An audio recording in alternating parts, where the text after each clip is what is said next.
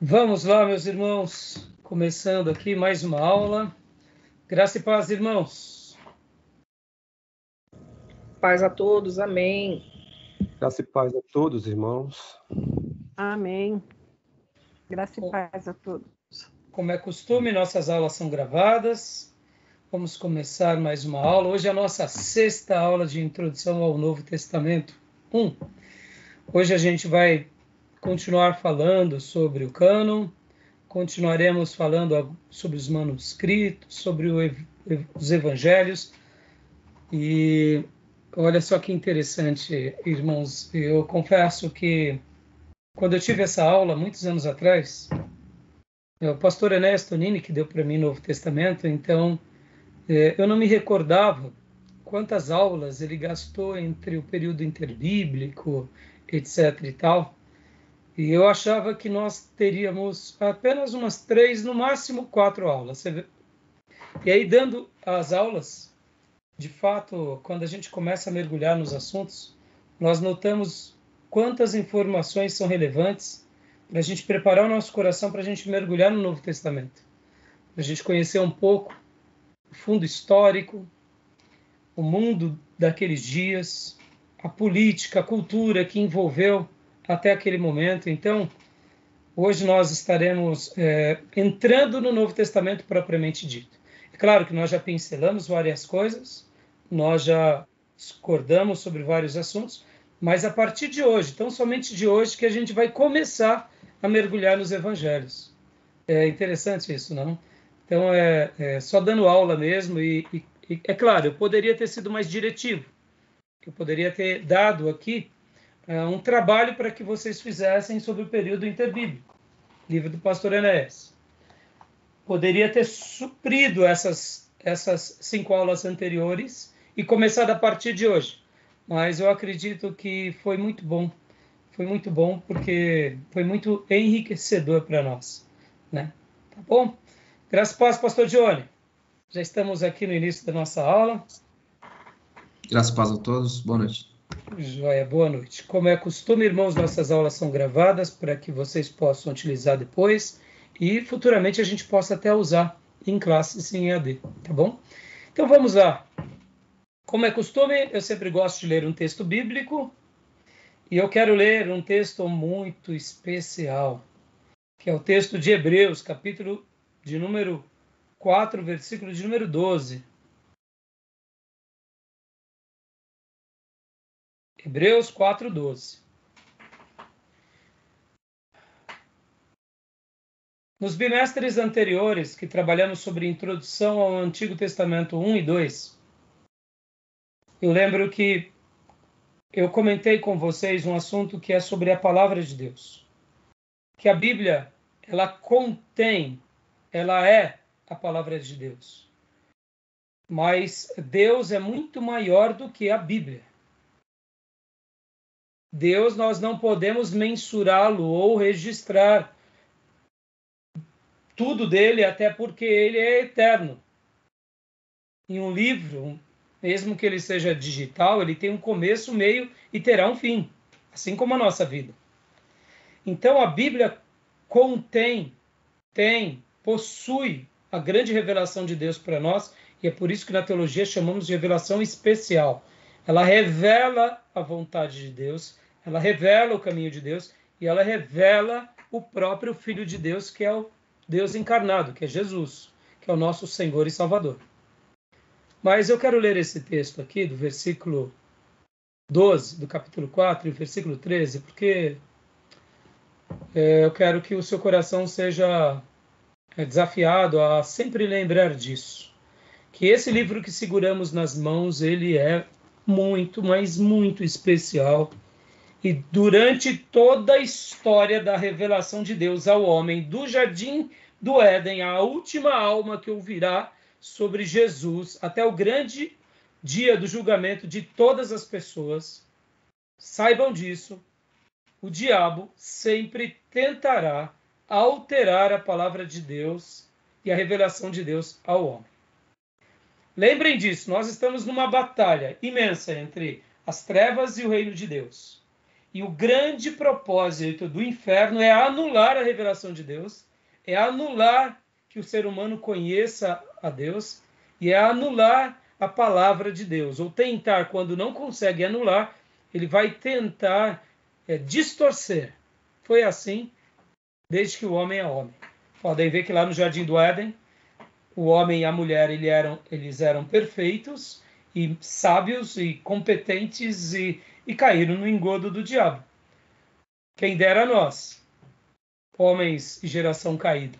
Se nós não estivermos debaixo do sangue do Cordeiro e da graça de Deus, o inimigo ele será muito mais astuto. Mas é por essa razão que a Bíblia também é o manual de Deus para nós, para a gente poder saber da vontade de Deus e também conhecer sobre o nosso arqui-inimigo e como ele atua.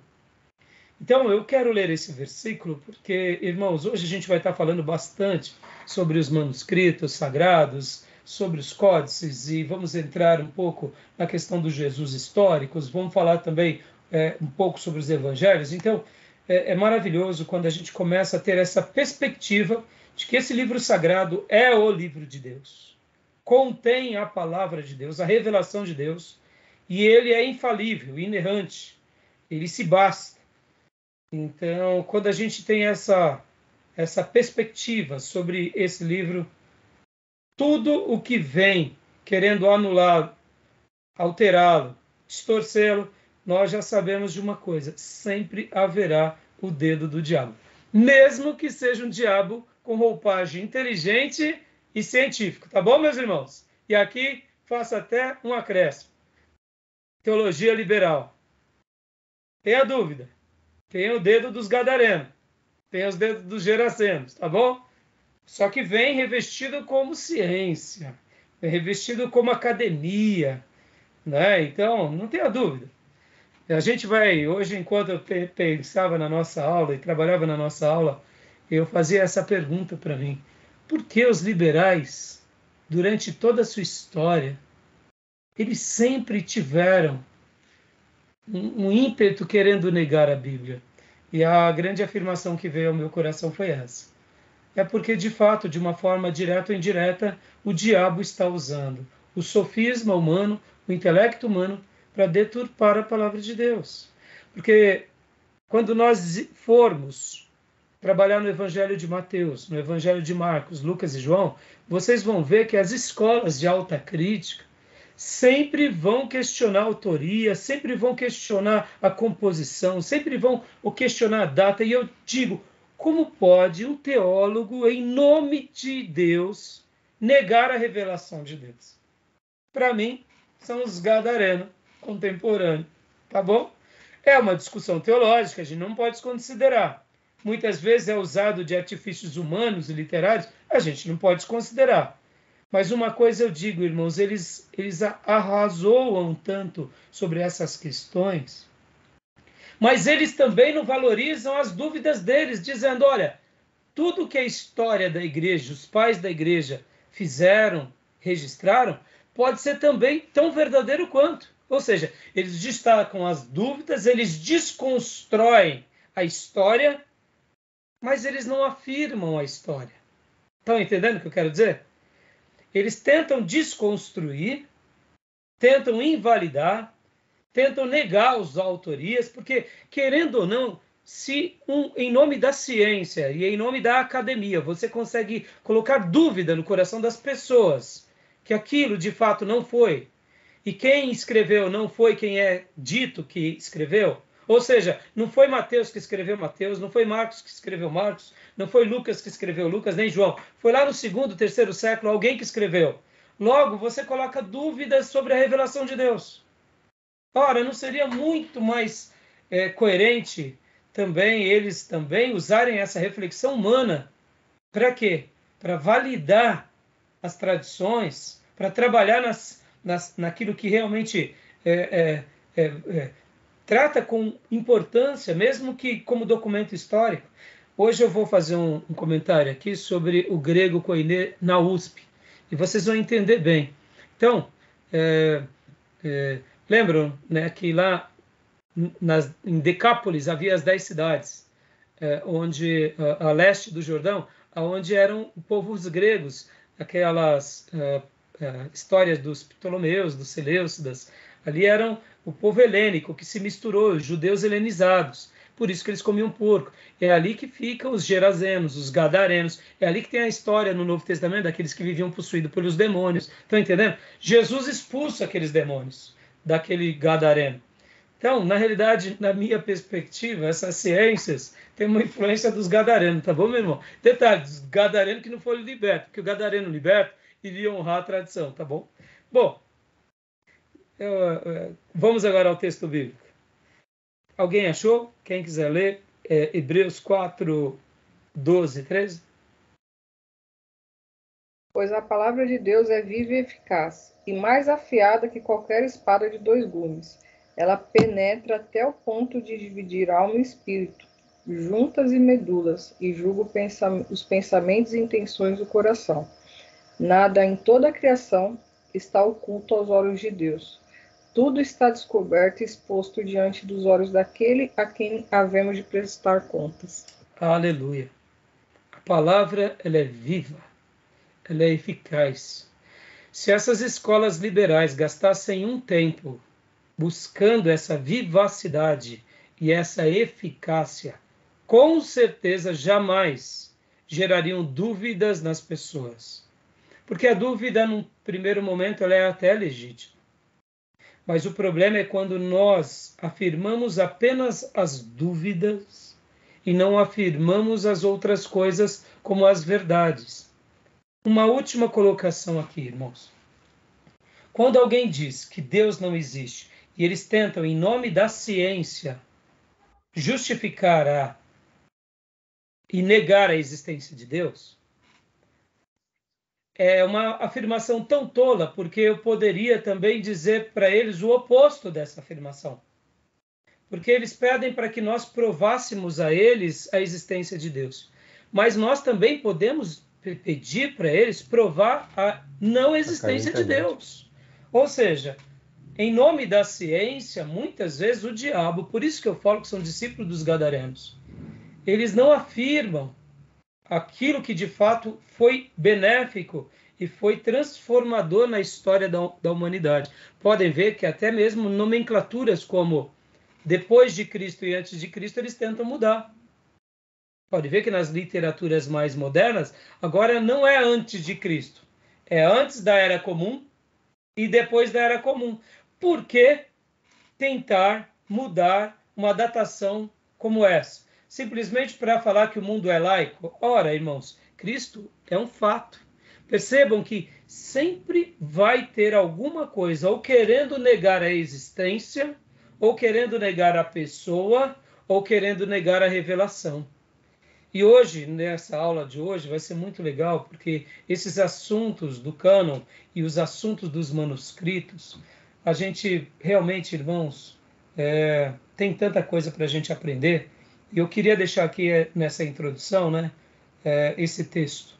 A palavra de Deus, ela é viva e eficaz. Guardem isso no coração de vocês. Nada no planeta se compara à palavra de Deus. Nem as igrejas, nem o ser humano. Por que eu digo isso? Foi por meio da palavra de Deus que o ser humano foi criado.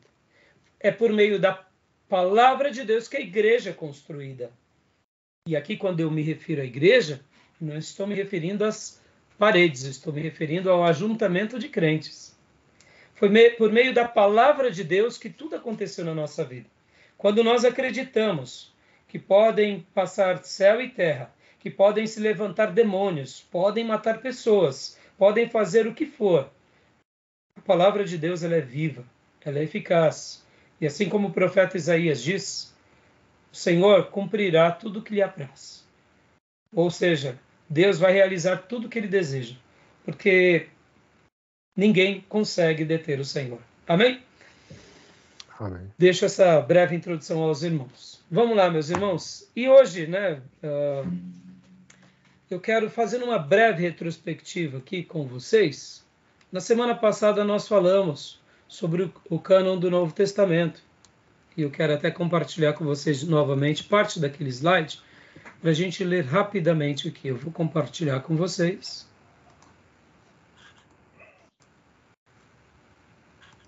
nós falamos sobre o cânon.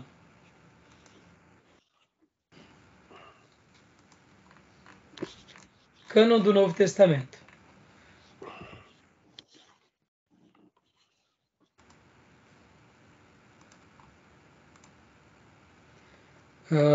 E aí nós trabalhamos, lembrando que todo esse material é do professor Jair Ribeiro, que leciona lá no STBnet. Ele nos autorizou carinhosamente para que a gente pudesse estar passando. Então, já vimos o termo cânon, que seria a regra, o padrão. Assim como no Velho Testamento, temos no Novo Testamento. A formação do cânon, vários concílios. Critérios de formação do cânon. Mais uma vez eu queria fixar isso no coração dos irmãos. Critérios de formação do cânon. Apostolocidade, circulação e uso, caráter do livro, ortodoxia, divina autoridade e leitura pública. Tá bom? Então vamos lá mais uma vez, simplesmente recapitulando esses slides da semana passada. Leia para nós, pastor Johnny, por gentileza, apostolicidade. Joia, vamos lá. A obra deveria ser escrita por um dos 12, ou então possuir o imprimatur apostólico, ou seja, proceder da pena de um apóstolo ou de alguém que estivera em contato chegado com um deles. Em outras palavras, vamos pegar um exemplo. Eu tive a honra de ter aula com o pastor Enéas Tonini. Eu não o conheci muito, mas no que se diz respeito à formação de um obreiro, eu o conheci. Depois eu fui ordenado, participei de muitas reuniões ao lado dele, ou seja, eu conheço um pouco como ele pensava.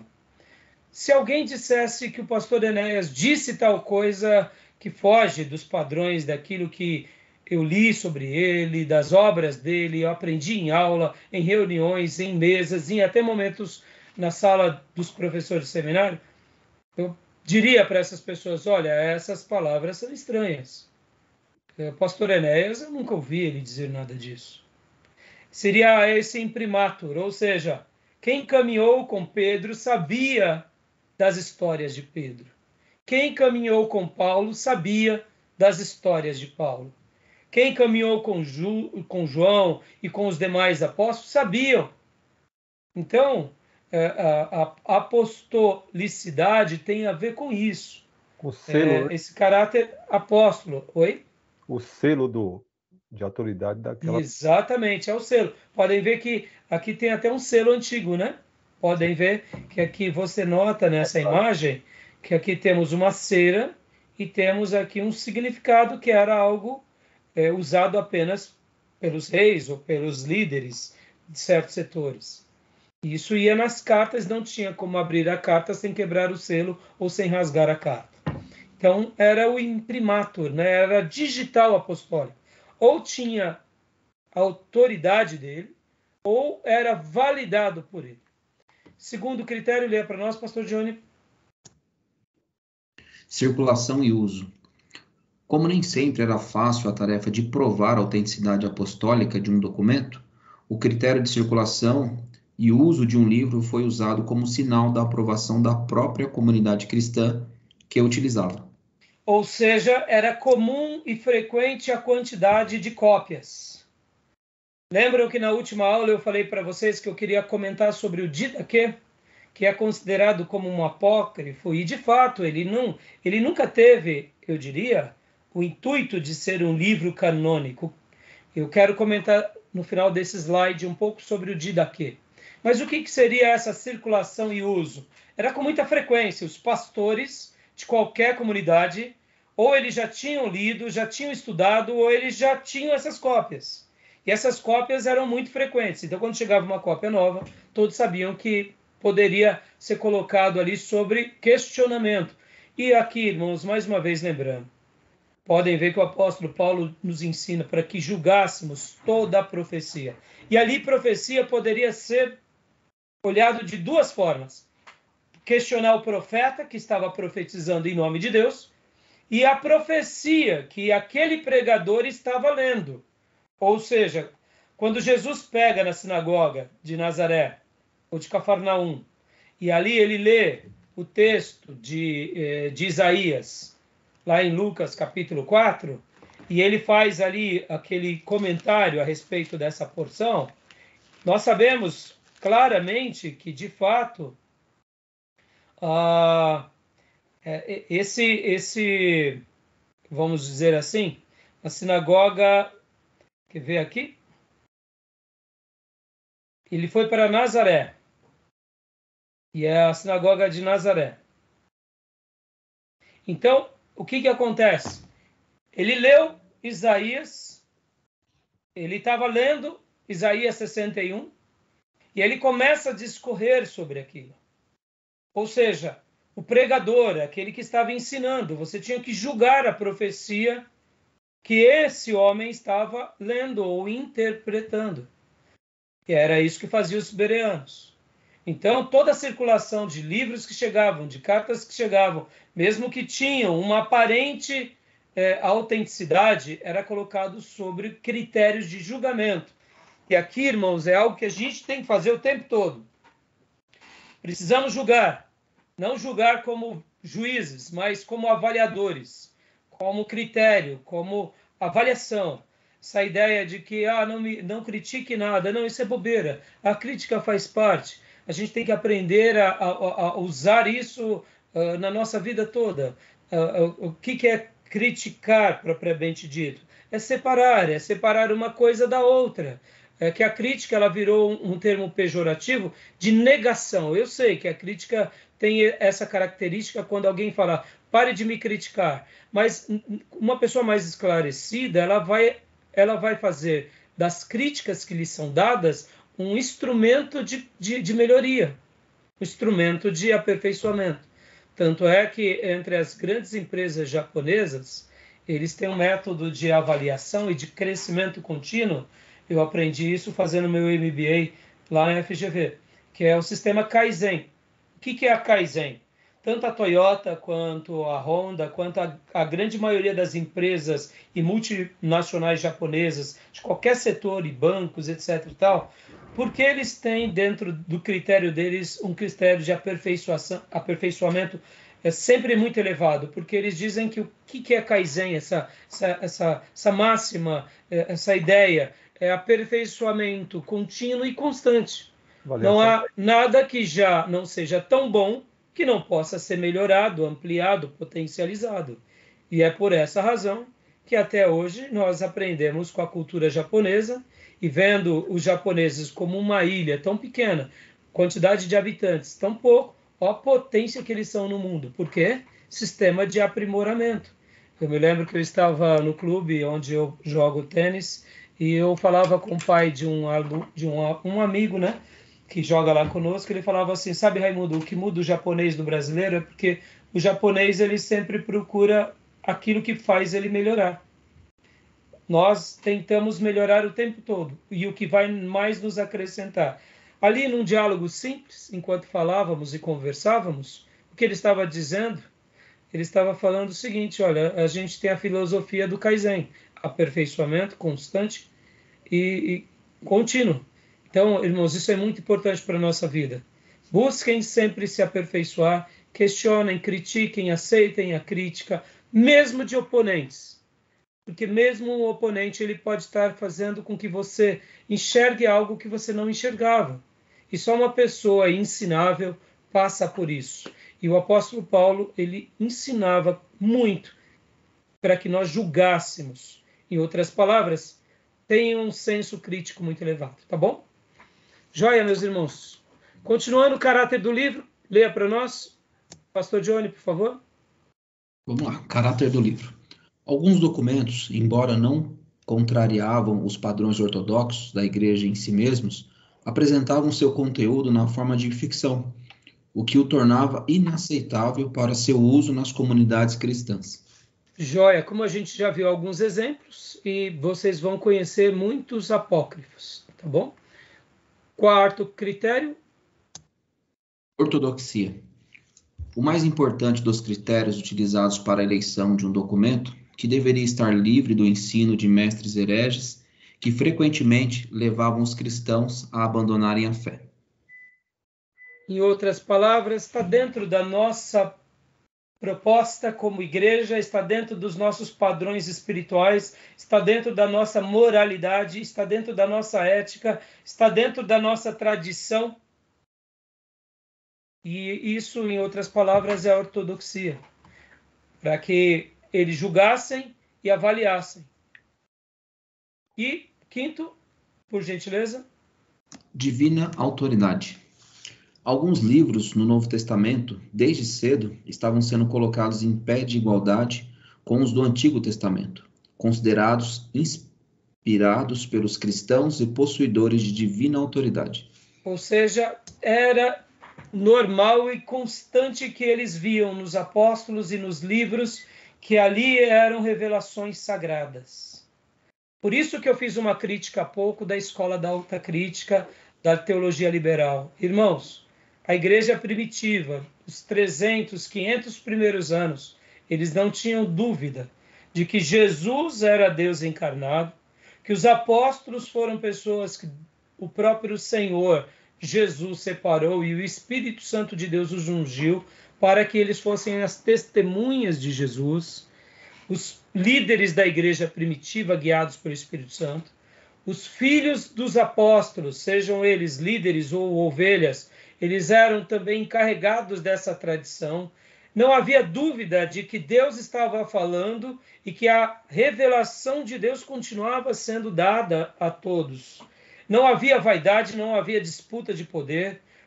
Haviam erros, porque eram falhos, tanto os apóstolos quanto os cristãos da igreja primitiva, mas a postura deles na igreja primitiva, no período dos martírios, na igreja da patrística, era muito sólido. Houve heréticos, sim, a gente viu na última aula que realmente teve, sim, Marcion, um herege, mas eles sabiam combater os hereges, eles iam a fundo. Quando tinha uma doutrina nova, uma heresia nova surgindo, deturpando a própria essência do evangelho, como é os gnosticismos, eles rebatiam. Ou seja, irmãos, a divina autoridade era algo crido. E é isso que eu falo. Podem ver que a teologia liberal, essa teologia gadarena, ela não enfatiza a divina autoridade, ela questiona, ela põe em dúvida no coração das pessoas, das mentes mais célebres, dos seminaristas, essa questão. Por isso que para mim é de Gadara, ou de Gesera, ou de Decápolis, tá bom? Isso daí não deixa de ser o dedo helênico. Lembram lá, nas últimas aulas, que os macabeus, e na sua revolta, foi o que? Um ato de insurreição, dizendo, não, nós não queremos nenhuma helenização aqui no templo, nenhuma abominação, e nós lutaremos com a nossa própria vida contra tudo aquilo que é mudar aquilo que Deus deixou. Ora, os judeus tinham aprendido, irmãos. Eles sabiam que qualquer acréscimo à casa de Deus e qualquer acréscimo à lei de Deus ou aos ensinos de Deus foi o que fizeram com que a tribo do norte fossem castigada, nascendo ali os samaritanos, e a tribo do sul fosse levada para a Babilônia. Eles aprenderam. É claro que eu não estou justificando aqui que todos os atos desses gestos de insurreições foram corretos no seu sentido mais pleno. Mas aqui uma coisa é fato, eles lutaram contra a helenização. E agora, veja só que interessante, eles lutam contra a helenização, eles podem até se perder no debate deles judeus, podem ver que é aqui que nascem as escolas rabínicas, eles se perdem, mas aí é judeu pensando como judeu. Eu vou falar um pouquinho já sobre essa questão da mentalidade judaica, né, e da mentalidade oriental, em detrimento da mentalidade grega, tá bom? Mas guardem isso, a divina autoridade, tá bom, meus irmãos? E a última questão, sexto, leia para nós, pastor, por favor. Leitura pública. Nenhum livro seria admitido para leitura pública nas igrejas se não fosse especial. Havia alguns, como o Evangelho de Mateus, que se prestavam à leitura e ao comentário perante as congregações cristãs, como a lei e os profetas nas sinagogas. Ou seja, os pastores estudavam, os seminaristas se debruçavam, viam o texto, reliam, para depois ir para a igreja e ler. irmãos, é algo que a gente tem que fazer até hoje. Percebam que muitas vezes quando a gente vai pegar um assunto, um tema de algum pastor, a gente tem que pensar muito bem naquelas afirmações.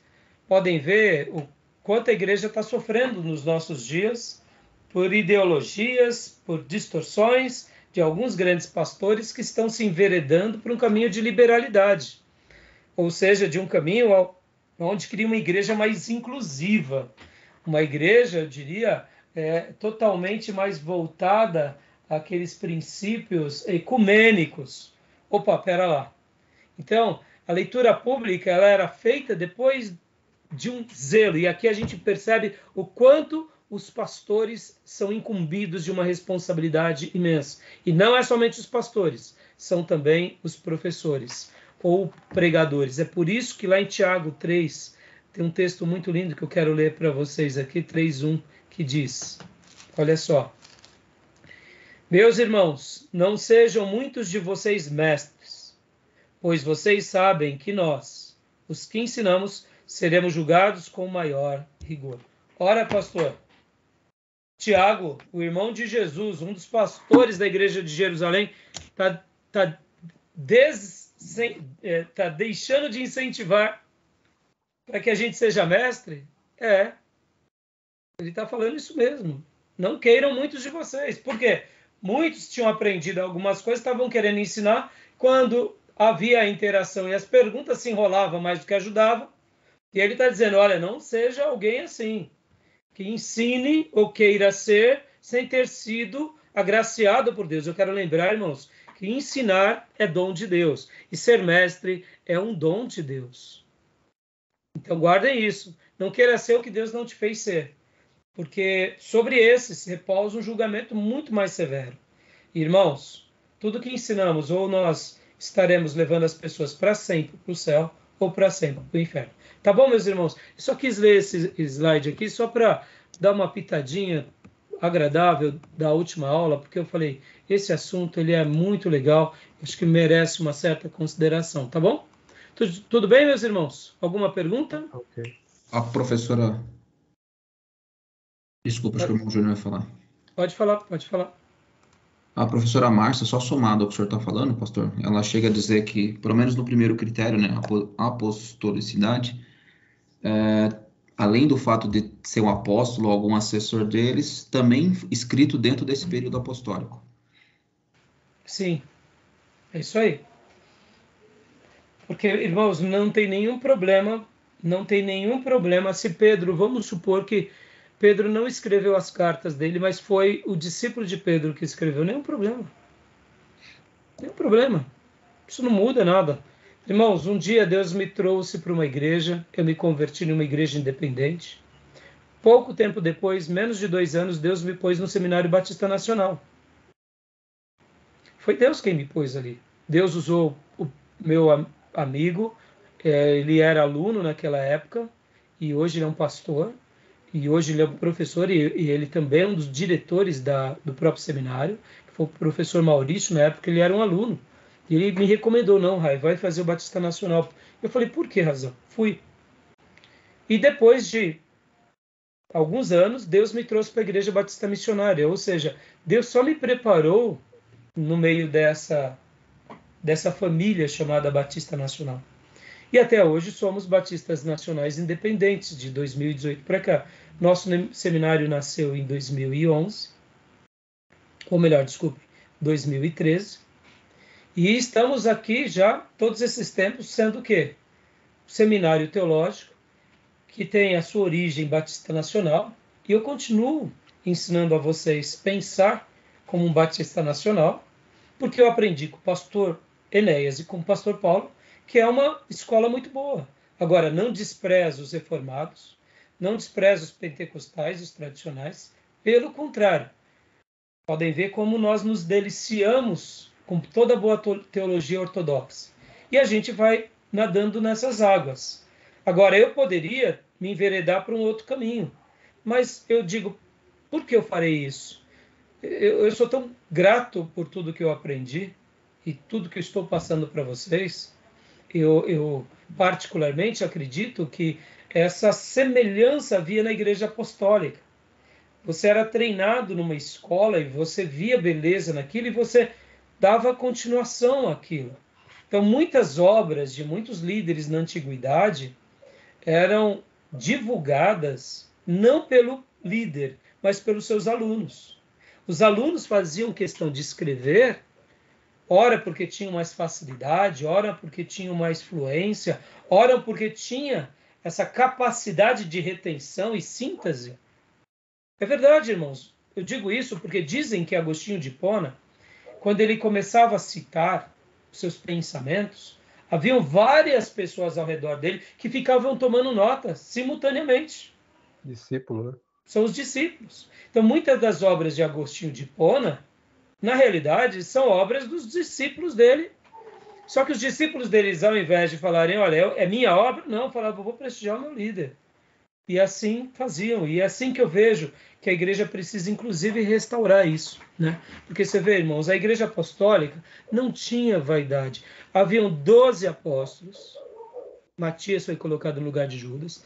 Paulo como 13º. Barnabé como 14º. Silas como 15º. E depois até o próprio Timóteo, possivelmente, era visto como um. Ou seja, não eram somente os 13. Nós vamos estudar isso no Novo Testamento, teologia sistemática. Mas, indiferente da discussão desses apóstolos da igreja primitiva, olha que interessante. Eles não tinham vaidade. Tomé tem que ter o evangelho de Tomé. O outro Judas tem que ter outro evangelho de Judas. Tiago tem que ter outro evangelho. Não tinha essa disputinha boba, sabe? Porque todos trabalhavam em conjunto para glorificar o Nazareno e ver o povo de Deus sendo abençoado e as almas sendo salvas. Pode ver que Pedro, quando é repreendido por Paulo em Gálatas, logo depois ele aceita a repreensão. Ora, Pedro era o principal apóstolo dos 12. Foi advertido por um menino, que outrora era um perseguidor. Para Pedro, Paulo era um menino, com relação à idade, com relação à experiência, mas Pedro viu que estava errado, e Pedro dá a mão à palmatória, e Paulo amorosamente corrige Pedro, e não questiona Pedro, ou seja, aceita a crítica. E, de contrapartida, o próprio Pedro vai valorizar Paulo depois, mostrando, olha, esse menino é demais. Tolos são aqueles que deturpam o pensamento deles. Então, isso é maravilhoso, irmãos. Por isso que eu fiz questão de ler, e estou reprisando aqui, sabe, essa questão da autenticidade, essa questão do cânon, que são a pérola, tá bom? Isso é uma questão muito importante para nós, porque esses critérios de formação que eu citei, podem até existir outros, mas esses bastam por si só.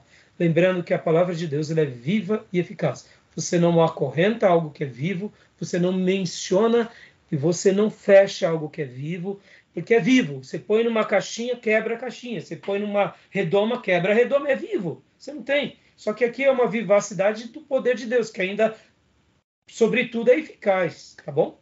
Beleza? Glória a Deus. Júnior, quer falar alguma coisa, Júnior? Não, acho que já falou tudo aí. Joia. Então, vamos lá, vamos prosseguir os nossos slides. Vamos entrar no outro slide, que é a dos manuscritos. Isso daqui é muito da hora. Isso é muito legal. Vamos lá, Júnior. Por gentileza, manuscritos do Novo Testamento. É um trava-língua, tá, irmãos? Então, perdoa o pastor aí, tá? Minha língua é pesada. Os códices gregos e a crítica textual. Deixa eu explicar uma coisa para vocês aqui. O que é códices? Já para vocês jamais esquecerem. Códices, na realidade, são livros, ao invés de rolos. Sim. Simplesmente isso. Os códices, por que é colocado como códice? Porque não deixa de ser um código que vai determinar de quando ele qual foi a fonte que foi copiada. Então, tem um porquê desse nome. Mas pensem assim, os códices são rolos. Assim como havia os rolos no Velho Testamento que viravam livros, os códices, ao invés de ficarem em rolos, eles foram feitos literalmente folhas sobre folhas, e depois amarradas essas folhas encadernadas. Viravam livros. É o primeiro modelo de um livro, tá bom? Então, manuscritos do Novo Testamento que podem ser tanto por rolos quanto por códices, que são livros de pergaminho, ou papiro, ou algum outro material de couro, tá bom, irmãos? Geralmente, a maioria a gente vai ver aqui, que havia, por uma questão de custo, né, no caso, por exemplo, quando você tinha um códice de couro, de cabrito, se concorda para mim quantos cabritos você precisava, quantos couros, o papiro, por exemplo, por ser um papel, era mais fácil, né? Então, o pergaminho também. Existem vários tipos de materiais onde eram registrados, assim como hoje, mas alguns são melhores do que outros eram mais baratos. Né? Então, a gente Pouca tem durabilidade, que ver né? Como? Pouca durabilidade, o couro era mais Alguns tinham durado. mais. Exatamente, Júnior. Alguns tinham mais durabilidade, outros menos, né? Então, assim, guardem isso. Os códices nada mais são do que os livros encadernados, tá bom? Pode ler para nós? Então, Júnior, aqui, ó, materiais e formas. Sim, ok. O manuscrito vem de mão, né? Feito à mão.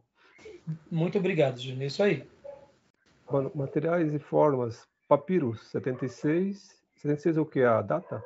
Seria a quantidade. A quantidade. Manuscritos unciais, 252. Manuscritos cursivos, 2.646. Lecionários, 1997. Ostracas, 25. E amuletos. Aí aqui não é colocado, né? Não. Aqui agora, ó, códices unciais gregos. Leia para nós.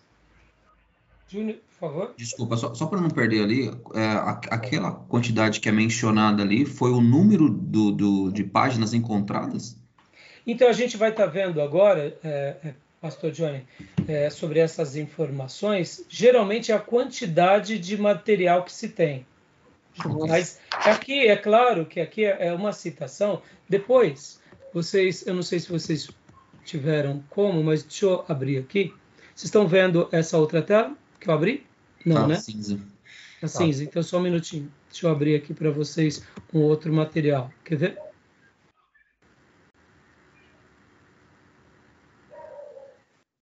Aqui, ó. O pastor Jair, ele explica melhor tudo isso nesse outro material. Ó. Tá? Okay. Está tudo escrito aqui. A gente não está seguindo esse modelo por causa da quantidade de informação, né? É muita informação. Então, por exemplo, aqui ele vai explicar detalhadamente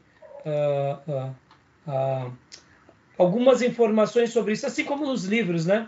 Sim. Porque o que acontece, irmãos? Existem muitos materiais, sabe? Aqui, irmãos, aqui há uma matéria exclusiva sobre crítica textual, entendeu? Ou é crítica textual, ou tem outro nome que até a professora Márcia menciona. Só para o que o Johnny perguntou é o número de manuscrito mesmo. A quantidade apresentada ali, né? Então é isso. Então, por exemplo, aqui, ó, ele vai trazer bastante aqui, ó, os papiros, tá vendo? Só para a gente justificar. Tá dando para vocês ver a letra, tá boa? Ok. Possuímos 76 papiros. Então, são números reais, né? Atuais, inclusive. Porque o que acontece? Ó, vamos ler. Vale a pena a gente gastar essa leitura aqui. Vamos ler aqui, então. Leia para nós, Júnior, por gentileza. Quer ver? Tá ok. Manuscritos gregos. Os papiros. Entre o século 3 e 7, os manuscritos antigos eram escritos em papiro, ainda que por volta do século 4, na maior parte do mundo, o pergaminho tivesse substituído o papiro. Possuímos 76 papiros que contêm mais de 3/4 do texto do Novo Testamento, com alguma justaposição. Então, dá uma pausa aqui, Júnior, por favor. Ó. Possuímos 76 papiros, ó. Olha que interessante. Entre esses séculos, 1 ao 7, eram escritos em papiro. E depois do século 4, começa o pergaminho. Vai tendo uma mudança na tecnologia, né, irmãos? Mas olha, ele possui 76 papiros que contém mais de 3/4 do texto do Novo Testamento. Ou seja, é bastante informação. Quase completo, 75% do Novo Testamento. Exatamente. Então, só em papiro, nós temos 75%, em média, 3/4, né? Com alguma justaposição, ou seja, se repete aqui ou acolá. Então, você pode ver que na informação anterior que nós tínhamos visto aqui, olha lá, 76, está vendo? Então, aqui, como nos nossos livros textos, nós vamos ter essas informações. Então, vamos continuar por aqui, Júnior? Pode ser? Ok. O B. Os manuscritos unciais em pergaminho. Há 252 manuscritos dessa natureza, pertencente aos séculos 4 a 9. Esses manuscritos foram escritos no que equivale mais ou menos às nossas letras, aspa, maiúsculas. Exatamente. Irmãos, percebam que a maioria dos documentos eram escritos em maiúsculo. Pastor, por quê? Aí é onde entra essa matéria, né, que é uma matéria de manuscritologia, se não me falha a memória, eu acho que é esse o tema. Esse é uma das... Isso mesmo, ela chega a mencionar, inclusive. Era isso, a professora Márcia. Então, pensem vocês, irmãos, nós não temos essa matéria aqui. Eu recomendo, se vocês quiserem fazer com a professora Márcia, ou lá no STBnet, é excelente. O professor Ribeiro mesmo, ele domina muito sobre essa questão, porque é uma matéria, eu diria, mais voltada a essa questão de quem gosta das línguas originais, quem gosta da história, quem gosta da arqueologia, quem gosta desse assunto, porque, percebam, é um assunto para aqueles que gostam, talvez, de fazer traduções bíblicas, talvez um tradutor... Talvez sim, talvez um tradutor goste desse assunto, porque está dentro da área dele. Olha, tem esse manuscrito aqui que, puxa vida, diz isso, aquilo. No entanto, perceba, no dia a dia da igreja, é um assunto que a gente não vai estar pregando sobre isso, mas para nós, estudiosos, isso daqui é muito importante, entendeu, irmãos? Isso é um assunto aqui, pensem assim, sabe aqueles assuntos, por exemplo, que o príncipe Charles III, ele tem que tratar ali com seus filhos, ele tem que tratar ali com os seus netos, são assuntos da corte, da tradição, tem que saber, ali os pastores da igreja, como que é o nome, da igreja Westminster, tem que saber, é coisas pastorais, é coisa das lideranças, mas o povo, em regra, não tem tanta necessidade, a não ser para um curioso, ou para aqueles que querem saber um pouco mais sobre essas questões, mas assim, para nós é importante. Por que é importante? Para a gente poder contra-argumentar com os gadarenos. Quem foi os gadarenos que eu apelidei há pouco? Teologia liberal. Irmãos, desculpem, tá? Como eu digo, irmãos, eles fazem um desserviço tão grande para a teologia, tão grande para a igreja, que então eu acho que é um apelido meritório, tá? Ou eles são gerazenos, ou são gadarenos, ou são habitantes de Decápolis, ou quem sabe cristãos helênicos, tá bom? Me permitam. Fala, Júnior, você ia falar alguma coisa? Temos que conviver com eles. Temos, não, e outra, os bichinhos são inteligentes, entendeu? Desculpa, os alunos, os mestres, são inteligentes, irmão.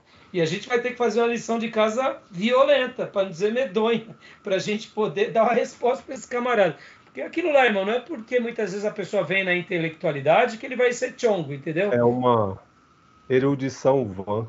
Exatamente, Júnior. Obrigado, advogado. Você precisa de uma erudição vã. Mas assim, eu me permita aqui, tá? Eu gosto do Gadara porque, irmãos, a gente quando perde uma pessoa, ou a gente vê um cristão piedoso, ou um seminarista se enveredar para um caminho desse e não voltar nunca mais, oh meu Deus, eu falo, Senhor, tenha misericórdia desse aluno e tenha misericórdia desses influenciadores que levaram, em nome de Deus, muitos a se afastarem da palavra, ou do Deus vivo, ou de uma vida cristã seguindo os passos de Jesus. Porque, em tese, irmãos, o que o liberal devia fazer é o seguinte, olha, podem ter todas essas variantes, colocamos todas essas dúvidas, mas Jesus foi extraordinário e ele é o meu modelo. Isso eles não dizem, né? Entendeu? Muito menos os apóstolos, né? Só negam e depois ainda negam. Ou seja, cheio de sofisma. A função dele, né? Hã? É a função deles, né? Poderia ser outra, né? Eles podiam glorificar Deus, né, Júnior? Mas tudo bem. Então, continuando, Júnior, para nós ser... Os manuscritos C, né? Minúsculos, em pergaminho. Há 2.646 manuscritos dessa natureza, datados a partir do século IX, até a invenção da imprensa, no século XV. Opa, dá uma pausa aqui. Okay. Por que houve essa mudança, irmãos? Aqui dá para ver que é uma questão de cultura, uma questão de maneiras de se escrever. Sabe aquelas escolas, né? Quando se trata de tais...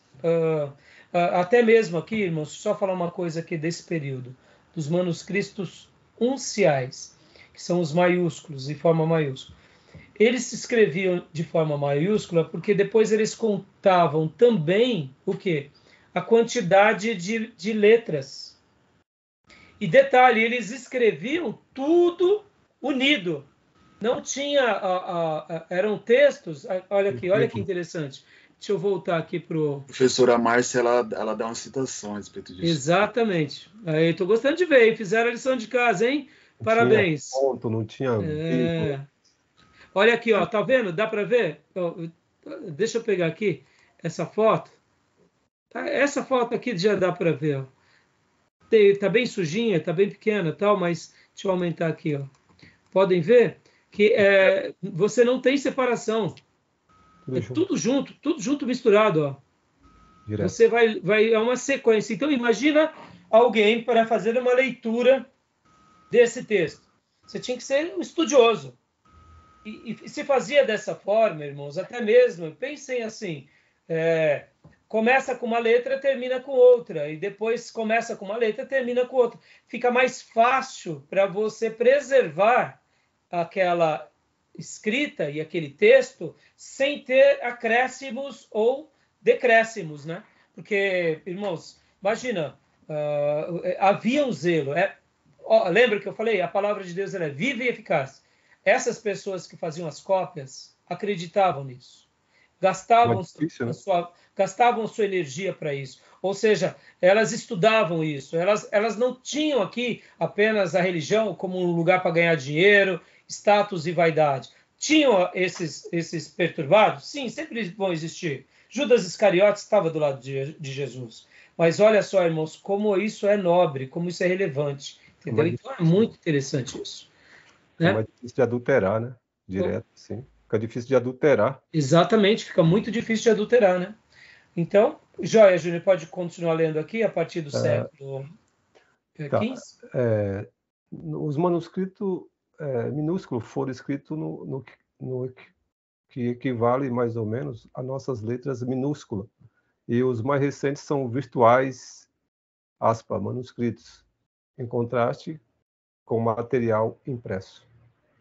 Né? Então, assim, a gente vê que aqui tem esse outro detalhe. Irmãos, pastor, mas aqui foi escrito do século IX ao século XV. Ô, irmãos, tem que lembrar que a igreja, o evangelho sendo aí divulgado, todas as suas culturas...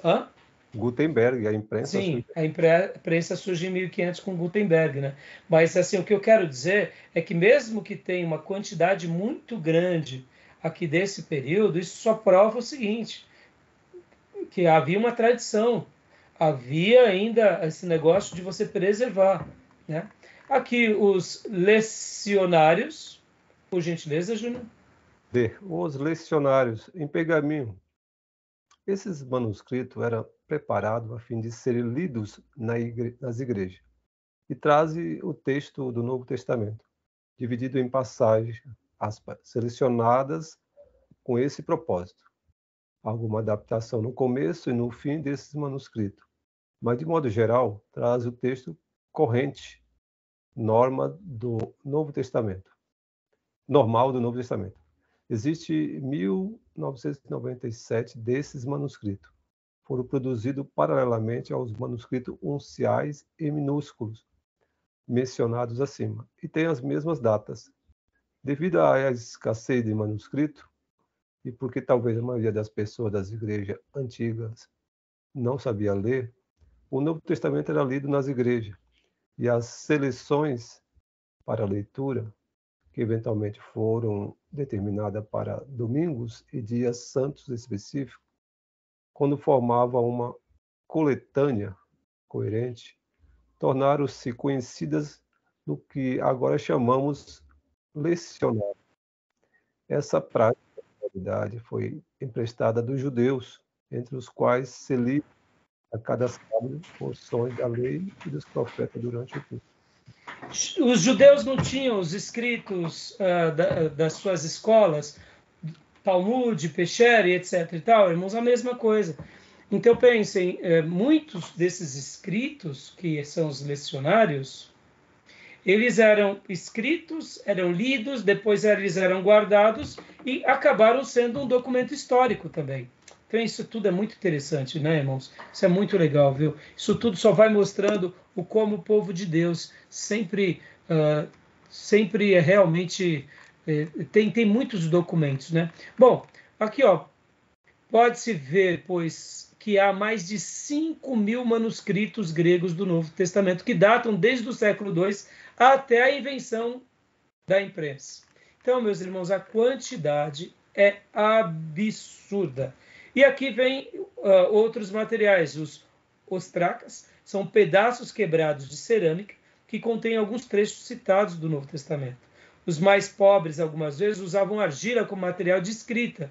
Apesar das ostracas serem importantes fontes arqueológicas de informação, trata-se de uma fonte informativa curiosa, mas sem importância para o texto do Novo Testamento. Há apenas 25 delas que contêm breves porções de 6 livros do Novo Testamento. Irmão, parece bobeira isso aqui? Sabe os quadrinhos que a gente tem, que as irmãs gostam? Tem muito material, né? Eu lembro que eu fui numa casa de um espanhol que ele tinha ganhado da mãe dele pratos, né? Pratos de cerâmica, pratos muitas vezes de um material muito nobre, outras vezes de outros materiais pintados. Então pense vocês, né? Esses tanto coisas mais rústicas como argilas, quanto coisas mais nobres pintadas, porque a pessoa guardou aquele texto, pendurava, guardava, seja o que for, acaba sendo um documento arqueológico, entendeu? Confirmando as palavras de Deus. São poucos, mas são. E os amuletos, ó, há amuletos ou talismãs de boa sorte que contêm citações de versículos do Novo Testamento. Abrange o período do século IV a 13 em pergaminho, papiro, louça de barro e madeira. Então, são tudo documentos arqueológicos, tá bom, irmãos? Aqui, vamos lá, irmãos. Agora aqui, a gente vai voltar para o slide, tá bom? Porque aí a gente ganha tempo. Então, depois vocês deem uma olhada nesse material. Tá bom, meus irmãos? Beleza? Ok. Alguma dúvida, alguma pergunta? Não. Tranquilo? Tranquilo. Então, deixa eu dar uma pausa aqui agora na gravação, meus irmãos. Eu vou dar uma pausa aqui na gravação e a gente já abre logo na sequência que já está dando o período de aula, tá bom? Okay. Fechado? Fechado. Alguém tem alguma dúvida, não? Não, tranquilo. Tranquilo? Joia. Então, só um minutinho, eu vou parar a gravação e a gente já abre de novo.